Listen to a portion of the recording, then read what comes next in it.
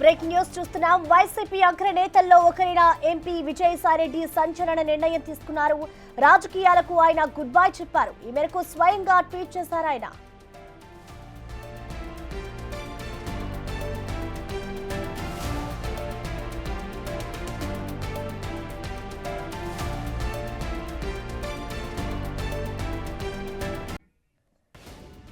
YCP అగ్రనేతల్లో ఒకరైన MP Vijayasai Reddy సంచలన నిర్ణయం తీసుకున్నారు. రాజకీయాలకు గుడ్ బై చెప్పారు ఆయన. స్వయంగా ఆయనే ట్వీట్ ద్వారా ఈ విషయాన్ని వెల్లడించారు. రాజకీయంలో ఆయన ఎప్పుడు కూడా చురుకుగా ఉంటారు. ప్రతి విషయాన్ని కూడా ఆయన ప్రస్తావిస్తూ ఉంటారు. ఇటు అధికార పక్షానికి ప్రతి ఒక్కటి కూడా ఆయన మాట్లాడుతూ ఉంటారు. ఈ నేపథ్యంలోనే ఇటు వైసీపీ పార్టీకి ఆయన గుడ్ బై చెప్పారు. ఎంపీ విజయసాయిరెడ్డి ఈ నిర్ణయం తీసుకోవడానికి గల కారణాలైతే ఇంకా తెలియాల్సి ఉంది. రేపు రాజ్యసభ సభ్యత్వానికి ఆయన రాజీనామా చేస్తాను అంటూ కూడా స్వయంగా ఆయన ఒక ట్వీట్ చేయడం ఇప్పుడు రాజకీయాల్లో ఒక చర్చ అనే చెప్పుకోవాలి. పదవులు డబ్బులు ఆశించి నేను రాజకీయాల్లోకి రాలేదు, ఎలాంటి ఒత్తిళ్లు లేవు, ఎవరు నన్ను ప్రభావితం చేయలేదు అంటూ కూడా ఆయన ఈ నిర్ణయం పూర్తిగా నా వ్యక్తిగతమే అంటూ కూడా ఆయన ట్వీట్లో చెప్పుకొచ్చారు. ఇక నుంచి రాజకీయాలకు గుడ్ బై చెప్తున్నాను అంటూ కూడా ఎంపీ విజయసాయిరెడ్డి ఇప్పుడు ఒక సంచలన నిర్ణయం అయితే తీసుకున్నారు. ప్రెసెంట్ ఇదంతా కూడా రాజకీయాల్లో ఒక హాట్ టాపిక్ గా మారుతోంది. రేపు రాజ్యసభ సభ్యత్వానికి ఆయన రాజీనామా చేయబోతున్నట్లుగా కూడా ఆయన ట్వీట్ చేశారు. ప్రస్తుతం మనం చూస్తూ ఉన్నాం. వైసీపీ అగ్రనేతల్లో ఒకరైన ఎంపీ విజయసాయిరెడ్డి ఈ నిర్ణయం తీసుకోవడం పట్ల ఇటు ఒకంత పార్టీ శ్రేణుల్లో కూడా ఒక కలవరింత అయితే మొదలైందని చెప్పుకోవాలి. ఈ నిర్ణయం కూడా తన వ్యక్తిగతంగానే తీసుకున్నాను, ఎవరు కూడా నన్ను ప్రోత్సహించలేదు, ఎవరు కూడా నన్ను దీనికి ఇది చేయలేదు అంటూ కూడా ఆయన చెప్పుకొచ్చారు. ప్రస్తుతం మనం చూస్తూ ఉన్నాము. ఇటు విజయసాయిరెడ్డి రాజ్యసభ సభ్యత్వానికి రాజీనామా చేస్తాను రేపు అంటూ కూడా ట్వీట్ చేశారు. నేను వేరే పార్టీలో కూడా చేరడం లేదు, ఆ పార్టీకి సంబంధించి కూడా ఆయన క్లారిటీ ఇచ్చారు. పదవులు డబ్బు ఆశించి నేను రాజీనామా చేస్తున్నాను, ఎలాంటి ఒత్తిళ్లు లేవు, ఎవరు కూడా నన్ను ప్రభావితం చేయలేదు, ఈ నిర్ణయం అంతా కూడా పూర్తిగా నా వ్యక్తిగతమే అంటూ కూడా ఆయన ట్వీట్ చేశారు.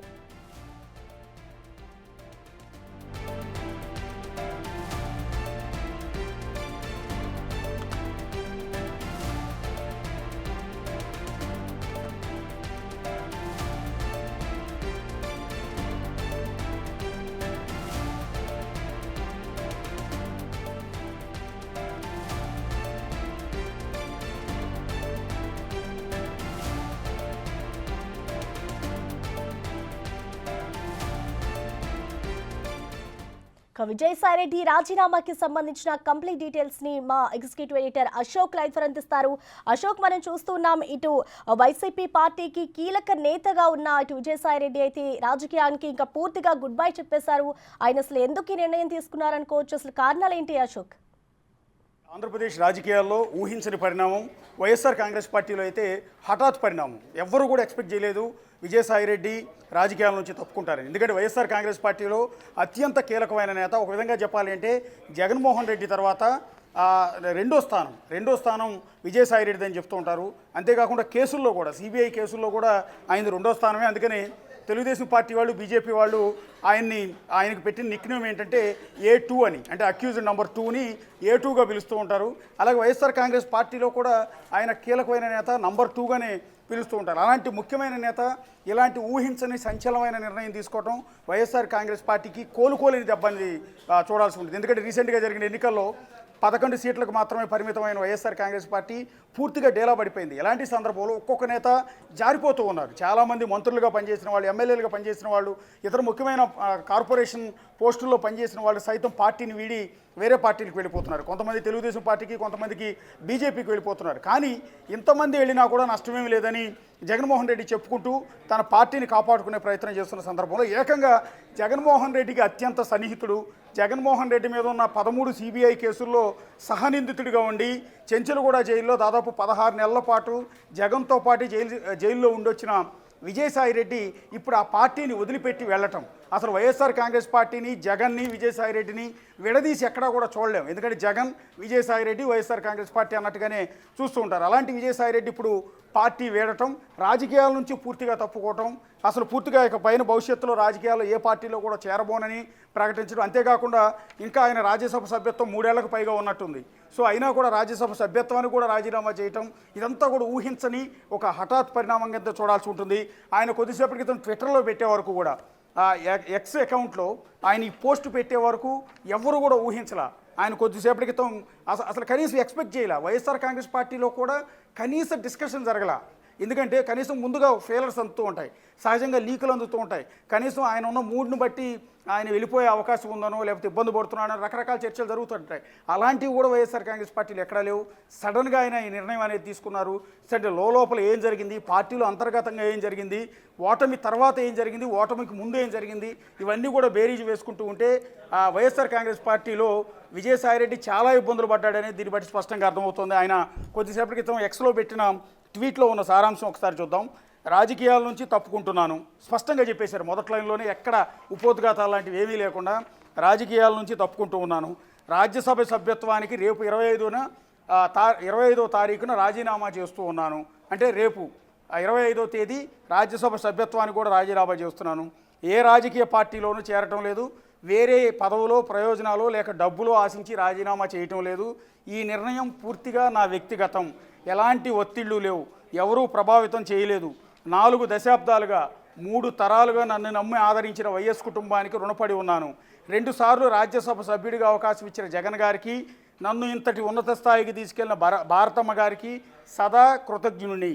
జగన్ గారికి మంచి జరగాలని కోరుకుంటూ ఉన్నా. పార్లమెంటరీ పార్టీ నాయకుడిగా, రాజ్యసభలో ఫ్లోర్ లీడర్గా, పార్టీ జాతీయ ప్రధాన కార్యదర్శిగా పార్టీ మరియు రాష్ట్ర ప్రయోజనాల కోసం చిత్తశుద్ధితో శక్తి వంచన లేకుండా కృషి చేశాను. కేంద్రానికి రాష్ట్రానికి మధ్య వారధిలా పనిచేశాను. దాదాపు 9 సంవత్సరాలు ప్రోత్సహించి కొండంత బలాన్ని, మనోధైర్యాన్ని ఇచ్చి తెలుగు రాష్ట్రాల్లో నాకు గుర్తింపునిచ్చిన ప్రధాని మోడీ గారికి, హోంమంత్రి అమిత్ షా గారికి ప్రత్యేక ధన్యవాదాలు. టీడీపీతో రాజకీయంగా విభేదించా. చంద్రబాబు గారి కుటుంబంతో వ్యక్తిగతంగా విభేదాలు లేవు. పవన్ కళ్యాణ్ గారితో చిరకాల స్నేహం ఉంది. నా భవిష్యత్తు వ్యవసాయం.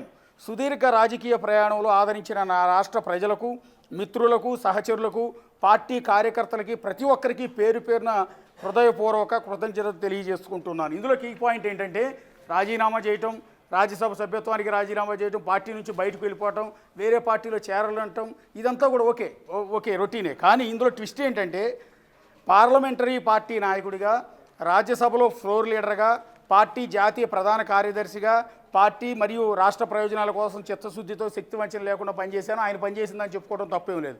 ట్విస్ట్ ఏంటంటే, ఇంట్రెస్టింగ్ ఎలిమెంట్ ఏంటంటే, దాదాపు 9 సంవత్సరాలు ప్రోత్సహించి కొండంత బలాన్ని, మనోధైర్యాన్ని ఇచ్చి తెలుగు రాష్ట్రాల్లో నాకు గుర్తింపునిచ్చిన ప్రధాని మోడీ గారికి, హోంమంత్రి అమిత్ షా గారికి ప్రత్యేక ధన్యవాదాలు అనేదే ఇక్కడ అసలైన ట్విస్టు, అసలైన సంచలనం అని చెప్పాల్సి ఉంటుంది. ఎందుకంటే ఆయన మొదటి నుంచి పనిచేసింది, పార్టీ ఆవిర్భావం నుంచి ఉన్నది వైఎస్ఆర్ కాంగ్రెస్ పార్టీ. వైఎస్ ఫ్యామిలీతో ఉన్నారు, జగన్తో పాటు ఉన్నారు. అలాంటి వ్యక్తి ఈ ట్విస్ట్ ఏంటంటే 9 సంవత్సరాలు ప్రోత్సహించి కొండంత బలాన్ని ఇచ్చి, మనోధైర్యాన్ని ఇచ్చి తెలుగు రాష్ట్రాల్లో నాకు గుర్తింపునిచ్చిన ప్రధాని మోడీ గారికి, హోంమంత్రి అమిత్ షా గారికి ప్రత్యేకమైన ధన్యవాదాలు అంటాం.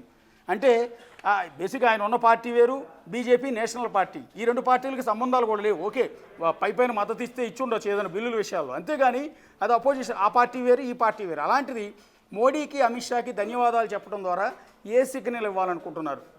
9 సంవత్సరాల పాటు రాజకీయాల్లో గుర్తింపునిచ్చింది, ఆయనకు పదవులు ఇచ్చింది, ఆయనకి ఐడెంటిటీ అనేది ఇచ్చింది వైఎస్ఆర్ కాంగ్రెస్ పార్టీ. ఆ పార్టీని కాదని బీజేపీ ఆయన గుర్తింపునివ్వటం అనేది ఇక్కడ అసలైన ట్విస్ట్ అని చెప్పాల్సి ఉంటుంది. ఇక రెండోది, టీడీపీతో రాజకీయంగా విభేదించా. సహజంగా ఎవరు రాజీనామా చేసినా, రాజకీయాల నుంచి తప్పుకున్నా కూడా ఇదే రకమైన కామెంట్ చేస్తారు, తప్పేం లేదు. చంద్రబాబు గారి కుటుంబంతో వ్యక్తిగతంగా విభేదాలు లేవు. పవన్ కళ్యాణ్ గారితో చిరకాల స్నేహం ఉంది. సో ఇదంతా చంద్రబాబు నాయుడిని కొంత కొనియాడే ప్రయత్నం చేయటం, పవన్ కళ్యాణ్తో నాకు సంబంధాలు ఉన్నాయని చెప్పడం, ఇదంతా కూడా ఒక ఊహించని పరిణామం. సో ఇప్పుడు ఎందుకు ఇంత సంచలనమైన అశోక్, ఇక్కడ మనకు చూసుకుంటే ఇటు మీరన్నట్లుగా అంటే ట్వీట్లో మొత్తం కూడా ఇటు మోడీకి కానివ్వచ్చు, అమిత్ షా కానివ్వచ్చు, అలాగే చంద్రబాబుకి, పవన్ కళ్యాణ్కి వీళ్ళ పేర్లు మాత్రమే మెన్షన్ చేశారు. ఇటు పార్టీకి సంబంధించి వైఎస్ జగన్ పేరు కానీ, అలాగే రాజశేఖర రెడ్డి పేరు కానీ ఎక్కడా ప్రస్తావించలేదు. అంటే దీన్ని బట్టి మనం ఏమర్థం చేసుకోవాలంటారు అశోక్? ఎస్, అది ఎవరు కూడా ఊహించని విషయం. అయితే గత కొద్ది కాలంగా వైఎస్ఆర్ కాంగ్రెస్ పార్టీలో ఇబ్బందులు పడుతున్న మాట వాస్తవం. ఎందుకంటే గతంలోనే వైజాగ్లో వైఎస్ఆర్ కాంగ్రెస్ పార్టీ ఇన్ఛార్జిగా ఉన్న సమయంలో ఆయన మీద భూ కబ్జా ఆరోపణలు వచ్చాయి, అనేక అలిగేషన్స్ వచ్చాయి. ఆ తర్వాత జగన్ సంచలనమైన నిర్ణయం తీసుకుని ఆయన ఆ పదవి నుంచి తప్పించి విజయవాడకు వచ్చి పార్టీ కోసం పనిచేయమన్నారు. అప్పటి నుంచి కూడా జగన్కి విజయసాయిరెడ్డికి మధ్య సంబంధాలు అంతంత మాత్రంగానే ఉన్నాయి. ఒక విధంగా చెప్పాలి అంటే అంతకుముందు ఉన్నంత ఆ స్నేహం లేదు. ఈలోపే సజ్జల రామకృష్ణారెడ్డి ఎంటర్ అయ్యారు. సజ్జల రామకృష్ణారెడ్డి పార్టీ సలహాదారుగా ఒక చిన్న పోస్టుతో ఎంటర్ అయ్యి ఆ తర్వాత పార్టీ మొత్తం తనదే అన్నట్టుగా, సకల శాఖ మంత్రిగా అన్నట్టుగా, జగన్ తర్వాత తానే నంబర్ 2 అన్నట్టుగా పార్టీ మొత్తంలో ఎదిగిపోయిన క్రమంలో విజయసాయిరెడ్డిని తొక్కటానికే సజ్జల రామకృష్ణారెడ్డిని పైకి లేపారన్న ప్రచారం కూడా ఆ పార్టీలో ఉంది. సో అన్నీ తానై వ్యవహరించిన జగన్ తర్వాత నిర్ణయాలు తీసుకోవడంలో కావచ్చు, వాటిని అమలు చేయడంలో కావచ్చు, ఎవరికి పదవులు కావాల్సి వచ్చినా, టికెట్లు కావాల్సి వచ్చినా, ఇంకోటైనా అంతా కూడా సజ్జల చేతిలోనే జరిగింది గత 5 ఏళ్ళు కూడా.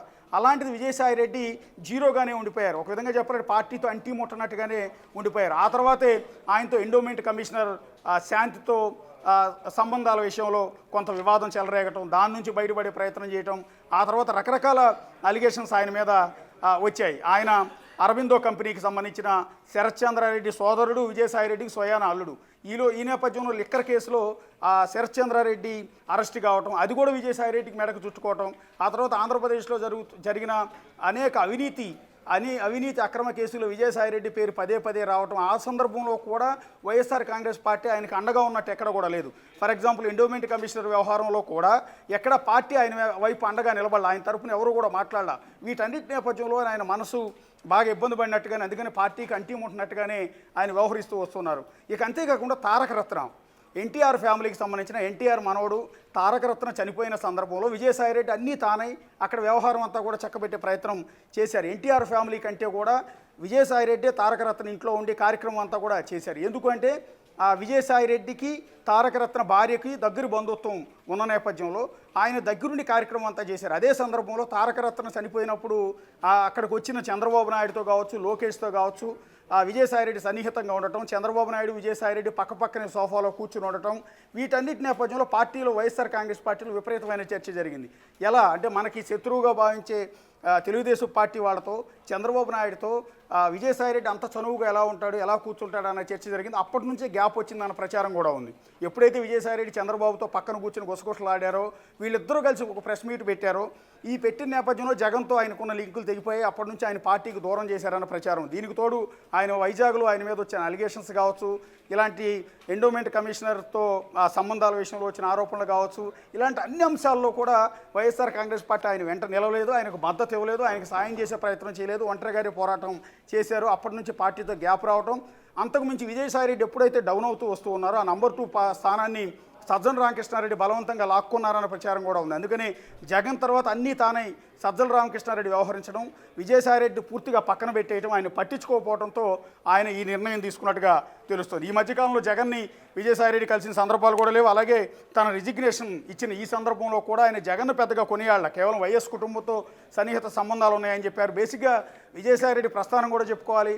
ఆయన నెల్లూరు జిల్లా ఆడిటర్, వ్యక్తిగతంగా ఆడిటర్ అయినా, అది కూడా వైఎస్ కుటుంబానికి వ్యక్తిగతంగా ఆడిటర్గా పనిచేస్తూ వచ్చారు.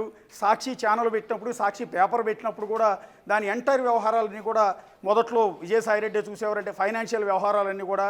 అట్లాగే జగన్ అక్రమాస్తుల కేసులో సిబిఐ నమోదు చేసిన 13 కేసుల్లో, ఈడీ కేసుల్లో ఆయనతో పాటు సహనిందితుడిగా A2 స్థానంలో విజయసాయిరెడ్డి కూడా ఉన్నారు. జగన్తో పాటు అరెస్ట్ అయ్యారు. చెంచులగూడ జైల్లో 16 నెలల పాటు జైల్లోనే ఉండొచ్చారు. సో ఇంతటి అత్యంత క్లోజ్ ఒక ఆడిటర్గా ప్రస్థానం మొదలుపెట్టి రాజకీయ నాయకుడిగా ఎదిగి జగన్ కేసుల్లో ఇరుక్కుని, ఆ తర్వాత జగన్తో పాటు జైలుకి వెళ్ళొచ్చి, ఆ తర్వాత వైఎస్ఆర్ కాంగ్రెస్ పార్టీ పెట్టడంలోనూ, జగన్ పాదయాత్రలోనూ కీలక పాత్ర వహించి, ఆ తర్వాత 2014లో ఎన్నికల్లో ఓటమి తర్వాత కూడా ఆయన పార్టీలో చాలా స్ట్రాంగ్గానే ఉన్నారు. కానీ 2019లో మళ్ళీ తిరిగి వైఎస్ఆర్ కాంగ్రెస్ పార్టీ అధికారంలోకి వచ్చినప్పటి నుంచే పార్టీకి, జగన్మోహన్ రెడ్డికి, విజయసాయిరెడ్డికి మధ్య ఆ గ్యాప్ అనేది పెరిగింది. ఎప్పుడైతే సజ్జల రామకృష్ణారెడ్డి ఎంటర్ అయ్యారు, వాస్తవానికి మొదట్లో సజ్జల రామకృష్ణారెడ్డి పాత్ర లేదు, ఆయన ప్రస్థానం కూడా పెద్దగా లేదు. ఆయన సాక్షి పత్రికకు బహుశా ఎడిటర్గానే ఏదో చేసినట్టున్నారు, జర్నలిస్ట్ బేసిక్గా కాబట్టి. సో అలా పనిచేసిన వ్యక్తిని పార్టీలోకి తీసుకొచ్చారు. ఆ తర్వాత అధికారంలోకి రాగానే ఆయనకి సలహాదారు పోస్ట్ ఇచ్చారు. సలహాదారు పోస్ట్ ఇచ్చి ఎప్పుడైతే ఆయనకు ప్రయారిటీ ఇవ్వటం మొదలుపెట్టారో, విజయసాయిరెడ్డిని పక్కన పెట్టడం మొదలుపెట్టారు. ఆయన ప్రయారిటీ తగ్గిపోతూ వస్తుంది. ఈ నేపథ్యంలోనే విజయసాయి రెడ్డి ఈ పార్టీని వీడాలని నిర్ణయం తీసుకున్నట్టుగా దీన్ని బట్టి అయితే మనకి చాలా స్పష్టంగా తెలుస్తోంది. సో ఇప్పుడు ఏం చేయబోతున్నారు విజయసాయి రెడ్డి? తాను ఇక భవిష్యత్తులో వ్యవసాయం చేస్తానని చెప్తున్నారు. నిజంగా వ్యవసాయం చేస్తారా లేదా బీజేపీలో చేరతారన్న ప్రచారం జరుగుతుంది. ఎందుకంటే ఇప్పుడు ఆయన పెట్టిన పోస్టులో కూడా మోడీని అమిత్ షాని పొగుడుతూ ఈ పోస్టు పెట్టడం బట్టి చూస్తే ఆయన బహుశా బీజేపీలో చేరే అవకాశం ఉందేమోనన్న ఒక చర్చ కూడా నడుస్తోంది. ఎందుకంటే ఆయన మీద ఉన్న కేసుల నుంచి బయటపడాలంటే, లేకపోతే ఆయన మీద వస్తున్న ఈ వివాదాల నుంచి బయటపడాలి అంటే బీజేపీ అండ కావాలి. కాబట్టి ఆయన బీజేపీ పంచం చేరి బీజేపీలో చేరి వీటి నుంచి కూడా బయటికి పడే ప్రయత్నం చేస్తారన్న చర్చ కూడా విపరీతంగా నడుస్తుంది. సో విజయసాయి రెడ్డి ఏం మాట్లాడతారు, దీని మీద ఏమైనా ఏం క్లారిటీ ఇస్తారన్న చూడాల్సి ఉంటుంది. బహుశా రేపు రాజీనామా చేస్తున్నానని చెప్తున్నారంటే హైదరాబాద్లో ఉన్నారా, విజయవాడలో ఉన్నారా, లేకపోతే ఢిల్లీలో ఉన్నారా, ఇవన్నీ కూడా చూడాల్సి ఉంటుంది. ఇక రాజీనామాకి సంబంధించి బహుశా జగన్మోహన్ రెడ్డికి ముందే చెప్పు ఉండొచ్చు, ఆ హింట్స్ అంటూ కూడా ఇచ్చి ఉండొచ్చు. సో మీరు నన్ను నెగ్లెక్ట్ చేస్తున్నారు కాబట్టి పార్టీ నుంచి తప్పుకుంటానని వార్నింగ్ లాంటివి కూడా ఇచ్చి ఉండొచ్చు. అయినా కూడా పార్టీ నుంచి రెస్పాన్స్ లేని క్రమంలోనే విజయసాయి రెడ్డి బహుశా ఈ నిర్ణయం తీసుకున్నారని మనం ఇక్కడ భావించవచ్చు. సో ఇప్పుడు రాజకీయాల నుంచి పార్టీలో నంబర్ 2గా ఉన్న జగన్మోహన్ రెడ్డి తర్వాత అంతటి స్థానంలో ఒకప్పుడు కొనసాగిన విజయసాయి రెడ్డి ఈ విధంగా పార్టీ నుంచి తప్పుకోవటం అనేది ఊహించని పరిణామం. ఇదొక సంచలనమైన నిర్ణయంగానే చూడాల్సి ఉంటుంది. అశోక్, ఇప్పుడు వైసీపీ పార్టీకి ఇదొక ప్రశ్నార్థకమని చెప్పాలి. ఎందుకంటే వైసీపీ పార్టీలో ఒక కీలక నేత. సో ఇప్పుడు ఈయన ఇలాంటి నిర్ణయం తీసుకున్న దాని పట్ల దీనికి సంబంధించి ఇటు వైసీపీ నుంచి ఎవరైనా స్పందించారా? ప్రస్తుతానికైతే ఇంకా ఎవరు కూడా దీని గురించి స్పందించలేదు. అసలు వాస్తవానికి వైఎస్ఆర్ కాంగ్రెస్ పార్టీ అగ్రనేతలకు కూడా ఎవరికి తెలియదు, మాజీ మంత్రులకు కావచ్చు, ఎమ్మెల్యేలకు కావచ్చు, ఆ పార్టీ ఎవరికి కూడా ఇది తెలియదు. ఇప్పుడు షాకింగ్ న్యూస్ అది. ఒకసారి పెంటపాటి పుల్లారావు గారు ఉన్నారు ఢిల్లీ నుంచి, ఒకసారి ఆయనతో మాట్లాడదాం. సార్, పుల్లారావు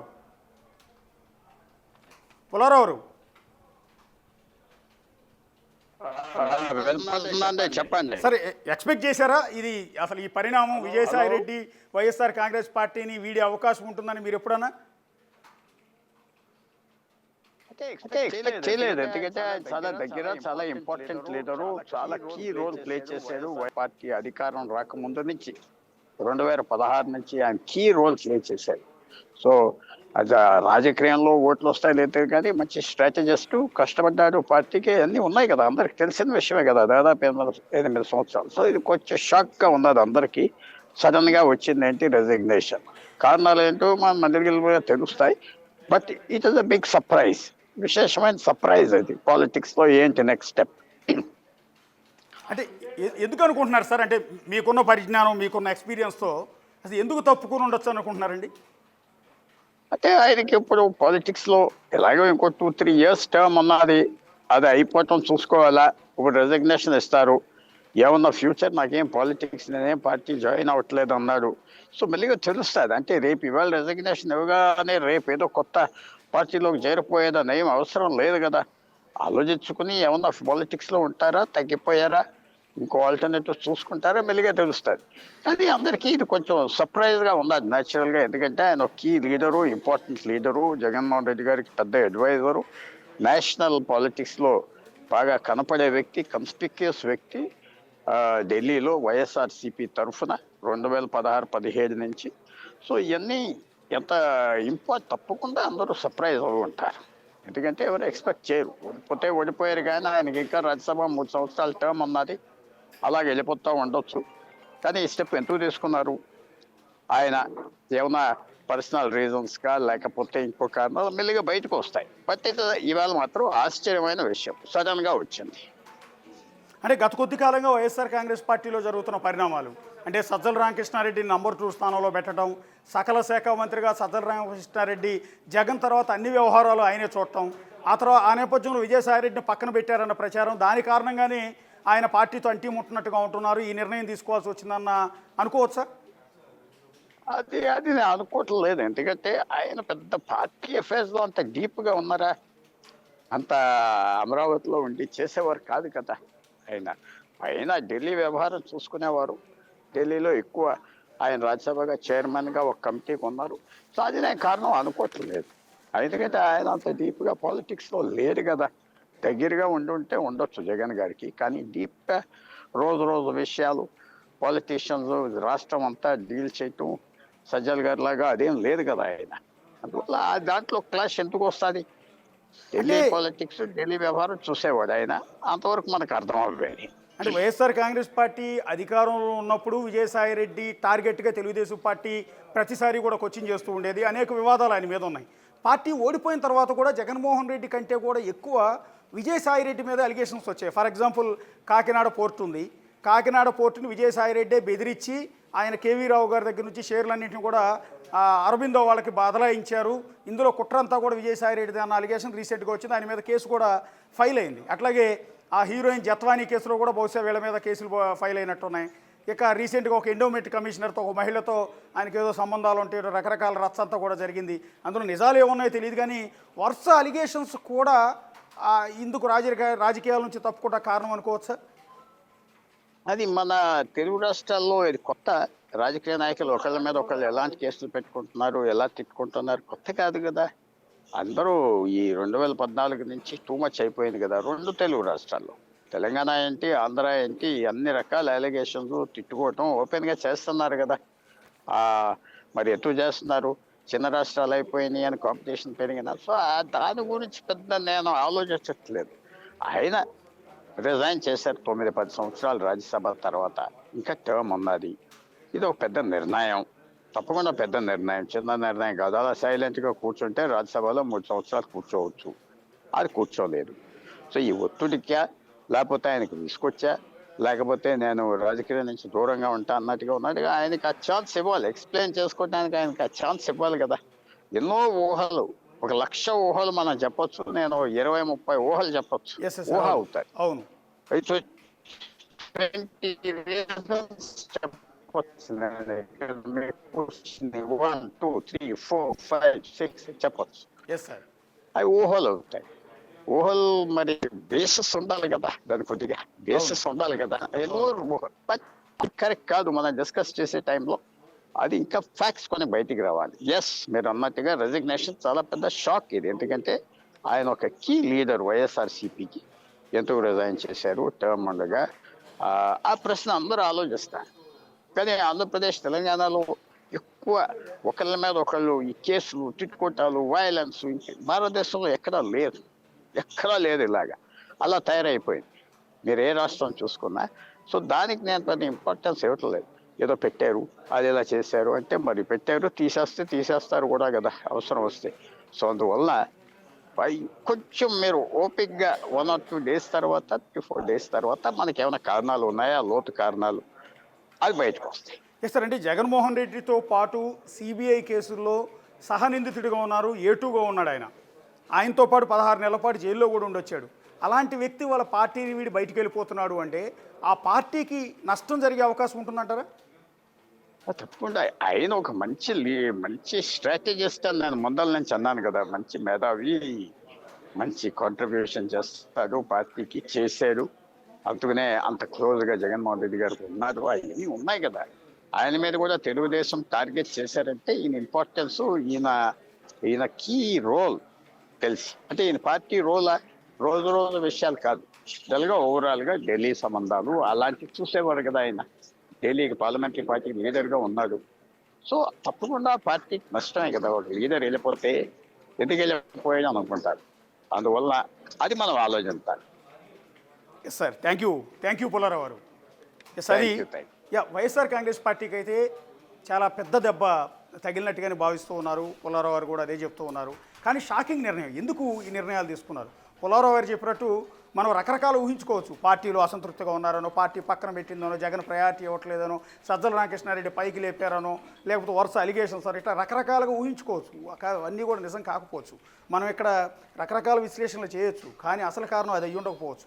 పార్టీలో అంతర్గతంగా ఏం జరుగుతోంది? ఎందుకు పార్టీలో ఆయన్ని ప్రాధాన్యత తగ్గించుకుంటూ వచ్చారు? నంబర్ 2గా ఉన్న వ్యక్తిని ఈరోజు పట్టించుకోవటం ఎందుకు మానేశారు? ఈవెన్ రీసెంట్గా జరిగిన ఎన్నికల్లో కూడా చాలామందికి ఎమ్మెల్యే టికెట్లు ఇవ్వటంలో కావచ్చు, వాటి వేటిలో కూడా విజయసాయి రెడ్డి ప్రాధాన్యత లేదు. ఆయన కావాలని చూజ్ చేసిన వ్యక్తులు కూడా టికెట్లు ఇవ్వట్లేదన్న ప్రచారం కూడా ఉంది. అంత దారుణంగా ఆయన పక్కన పెట్టారు. కంప్లీట్ సజ్జల రామకృష్ణారెడ్డి చూశారు. సో సజ్జల రామకృష్ణారెడ్డికి ఇచ్చిన వెయిట్ అనేది విజయసాయి రెడ్డికి ఇవ్వకపోవటం వల్లే ఆయన పార్టీని వీడుతున్నారు అని. ఇంత ఆషామాషిగా అయితే నిర్ణయం తీసుకోరు. ఎందుకంటే వైఎస్ కుటుంబానికి విజయసాయిరెడ్డికి మధ్య సంబంధాలు ఈనాటివి కాదు, ఎన్నో ఏళ్ల నుంచి ఉన్న సంబంధాలు ఆ కుటుంబాల మధ్య. సో ఆ కుటుంబానికి మొదటి నుంచి కూడా నమ్ముకుని ఉన్న వ్యక్తి, ఆ కుటుంబానికి సర్వీస్ చేసిన వ్యక్తి. పార్టీ ఆవిర్భావం నుంచి జగన్మోహన్ రెడ్డి జైల్లో ఉన్నప్పటి నుంచి మళ్ళీ అధికారం చేపట్టే వరకు ప్రతి అడుగడుగునా కూడా ఆయన వెంట ఉన్న వ్యక్తి విజయసాయిరెడ్డి. అలాంటి వ్యక్తి వాళ్ళ పార్టీ వీడే నిర్ణయం తీసుకున్నారంటే ఇవాళకి వాళ్ళు అనుకుని తీసుకున్నది కాదు. ఇవాళకి వాళ్ళు ఒక పెయిన్తోనో ఒక ఇబ్బందికరమైన అంశంతోనో పార్టీ నుంచి పక్కకు రావాలని, రాజకీయాల నుంచి తప్పుకోవాలని తీసుకున్న నిర్ణయం కాదు. ఇది గత కొద్ది కాలంగా జరుగుతూ వస్తుంటుంది. అనేక తర్జన భర్జనలు, అనేక చర్చలు ఇవన్నీ కూడా జరిగే ఉంటాయి. బహుశా జరిగిన తర్వాతే ఇక అల్టిమేట్గా తప్పనిసరి పరిస్థితుల్లోనే విజయసాయిరెడ్డి ఈ నిర్ణయం తీసుకున్నట్టుగా మనం భావించాల్సి ఉంటుంది. వరుసగా కూడా ఏ రాజకీయ నాయకుడు తట్టుకోలేనన్ని వివాదాలు విజయసాయిరెడ్డి మీద కూడా వచ్చాయి. ఆ అలిగేషన్స్ మామూలువి కాదు. ఏకంగా కాకినాడలో ఉన్న ఒక పోర్టు మొత్తాన్ని బలవంతంగా ఆయనే రాయించారని, షేర్లు బదలాయించారని, అట్లాగే ఒక కమిషనర్తో, ఒక మహిళా కమిషనర్తో ఆయనకి అక్రమ సంబంధాలు ఉన్నాయని, ఆమెతో బిడ్డను కన్నాడని, ఇట్లా రకరకాల అంశాలు, రకరకాల అలిగేషన్స్ ఎవరు కూడా తట్టుకోలేరు. ఈ వయసులో, అందులో 60 ఏళ్లకు పైగా వయసున్న ఆయన అస్సలు తట్టుకోలేని అంశాలు. వీటికి తోడు వైజాగ్లో అనేక భూ కుంభకోణాల్లో ఆయన పాత్ర ఉందని అలిగేషన్స్ రావటం కావచ్చు. ఇవన్నీ కూడా చాలా ఇబ్బందికరమైన అంశాలుగానే మనం చూడాల్సి ఉంటుంది. సో వీటన్నిటి కారణంగానే విజయసాయిరెడ్డి వాళ్ళ రాజకీయాల నుంచి, వైఎస్ఆర్ కాంగ్రెస్ పార్టీ నుంచి తప్పుకున్నట్టుగా చూడాల్సి ఉంటుంది. Right, thank you Ashok.